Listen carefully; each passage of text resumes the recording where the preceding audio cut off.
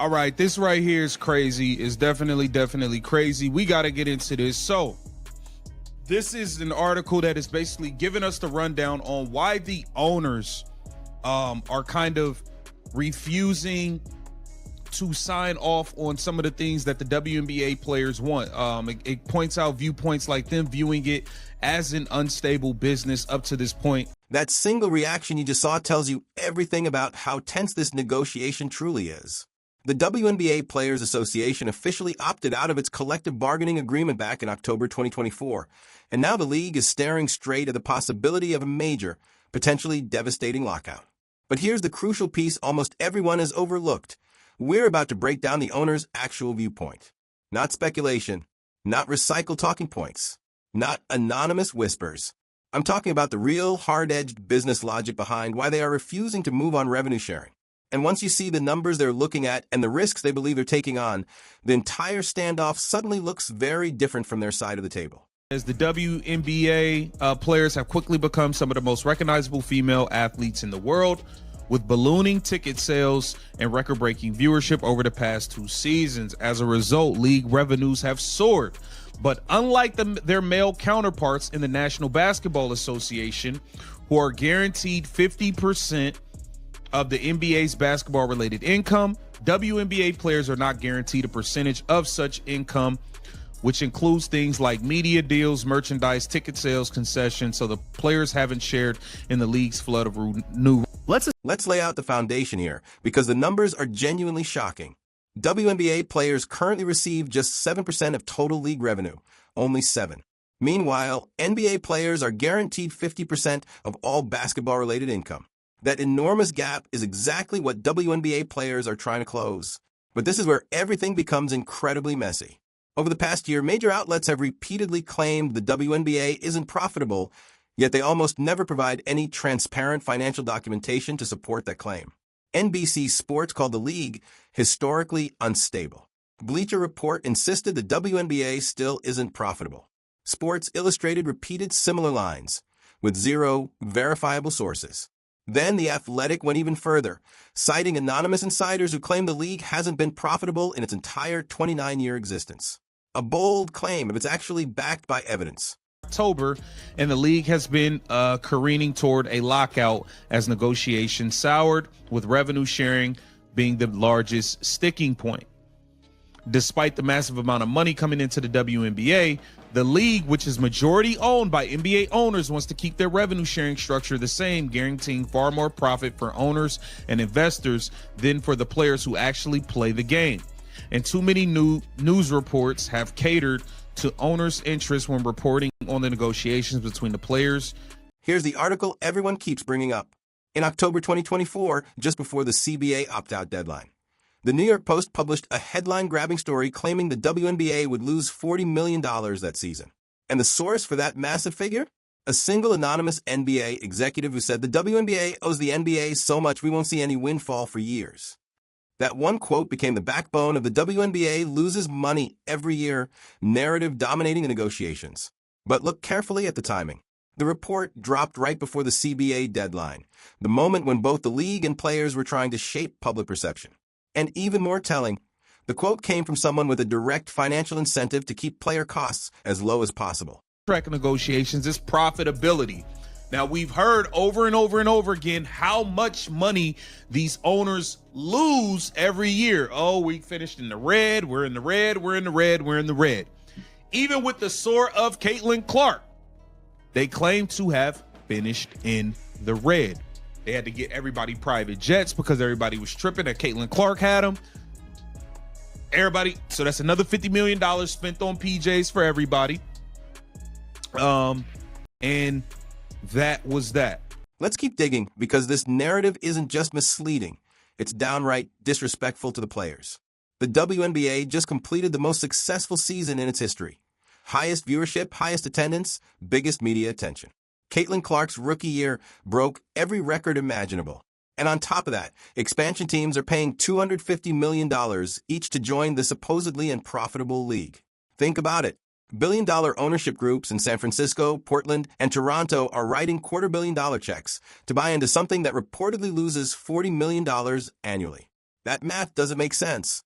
Either these investors suddenly forgot how business works, or the league's financial picture is far more complex than the simplistic WNBA loses money headline. As everybody's jumping to throw in $250 million to get their team and all of this stuff. But hey, and then it shows here WNBA will lose $40 million this season, and its NBA investors are growing impatient. That was an article in the New York Post. And it says, when numbers regarding the league's profitability are cited in coverage of the current negotiations, the source is usually an article from the New York Post. Shortly before the deadline to opt out of the CBA in October 2024, prime time for each side try to control the narrative. The Post, Josh Cosman and Brian Lewis reported the WNBA will be losing $40 million. Now let's talk about the factor that is owners genuinely nervous, and it's a number that shocked everyone. When Caitlin Clark was injured during the 2024 season, WNBA viewership dropped 55% overnight. More than half the audience disappeared the moment she wasn't on the court. That's not a slow decline, that's catastrophic. So imagine being an owner. Players want a new revenue-sharing system that guarantees them a major percentage of all income. But you just watched your league's viewership collapse because one star went down. What happens if she's injured again? What if she misses a full season? You would be locked into a revenue split that might evaporate instantly. From the owner's viewpoint, that is not a stable foundation for a 50-50 model. NBA owners don't face this level of fragility because their popularity is spread across dozens of stars and generations of fans. Also, remember, the owners watched 55% of the viewership drop when Caitlin Clark got hurt. 55% of the viewership tanked when Caitlin Clark was injured. Got to take that into consideration. I'm sure the owners are taking that into consideration. Like, hey, what if something happened and this girl gets hurt again? We lose more than half of the viewership again? I'm sure that is. So with all that risk in mind, here's what the league claims it's offering. Owners say they've put forward a proposal to triple player salaries while maintaining a conditional revenue sharing system. On paper, that sounds impressive. Who wouldn't want their salary tripled? But here's the catch. That revenue sharing only activates if certain specific growth targets are achieved. And according to the league itself, those targets have never been hit, not even once. COVID made 2020 impossible, but even in normal years, the benchmarks were structured in a way that made them extremely hard to reach. And even if somehow the targets were met, the players would only receive a tiny percentage of the revenue above the benchmark, just the overage. So yes, technically, the league is offering revenue sharing, but it's a version engineered to almost never pay out. Yada, yada, yada. But this is them questioning the owner's stance and why they have not been transparent with documentation for the WNBPA showing the losses and all of that stuff.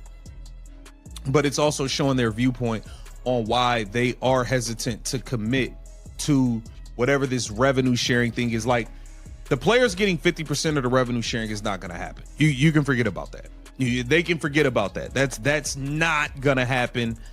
This is exactly why the players' distrust is completely reasonable.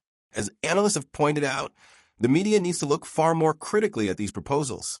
There's a massive difference between true revenue sharing, a clean, straightforward percentage of all league income, and a complicated formula that lets the league say they're offering revenue sharing even though the payout is structured to be minimal or non-existent. Owners know most people won't read the fine print.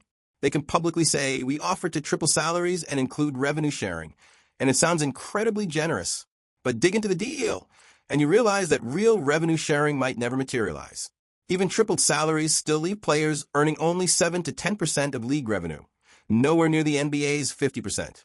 So it says when the league says revenue sharing is part of its offer to the players in current negotiations, reporters ought to read that with skepticism. Does it mean players get a share of all revenue, sometimes referred as a clean sharing like the men, or does it mean there's a complicated formula that allows the league to say they're sharing when in fact the women will get peanuts? So, listen, man, this lockout, I mean, we're getting all viewpoints, and this is just kind of showing kind of where the owners stand in all of this and why they are not looking to give the players what they want. Get down in the... And this brings us to the heart of the entire negotiation. Owners believe the WNBA's business model is unstable. They see viewership that depends heavily on 1 or 2 stars. They point to decades of alleged losses, even though they refuse to show financial records. At the same time, expansion teams are paying enormous fees, suggesting the league's value is actually rising. Owners also argue the NBA has subsidized the league for years, and from their perspective, a 50-50 revenue split right now feels like financial suicide. They want more time to see if this growth is real or just a temporary Caitlin Clark-driven spike. So their compromise is higher salaries now with conditional revenue sharing later, if the league proves stable. But here's the fatal flaw. The players are the product. Without them, there's no league, no ratings, no expansion money, no media deals. The NBA didn't grow by underpaying players and hoping the league would survive. It grew by investing in stars and sharing revenue fairly. Players say they can't prove sustainability when they're only getting 7% of revenue and need overseas income just to survive. It's a classic chicken and egg problem. Owners won't open their books. They rely on that $140 million claim. Meanwhile, expansion fees and massive viewership swings tell a different story. In fact, that 55% drop shows how urgently the league needs more stars, which requires paying players fairly, not conditionally. Players opted out because this moment is their peak leverage. The league is hot. Attendance is booming. New teams are coming. If not now, then when? Owners are betting players will blink. Players are betting owners can't risk a lockout. Someone will be very wrong. But this negotiation isn't about the present. It's about who gets the future profits when the league becomes truly massive. Owners want all the upside. Players want their fair share now because they're the ones creating the value. So when you see talk of a lockout, remember, this isn't about greedy players. It's about owners protecting profits while the players carry the league's momentum. The real question isn't, can the WNBA afford fair pay? It's, will the owners pay before they're forced to? And from the way things look, we're about to find out. Drop your thoughts. Are owners being cautious or just protecting their own pockets? And if a lockout actually happens, does the league survive killing its own momentum?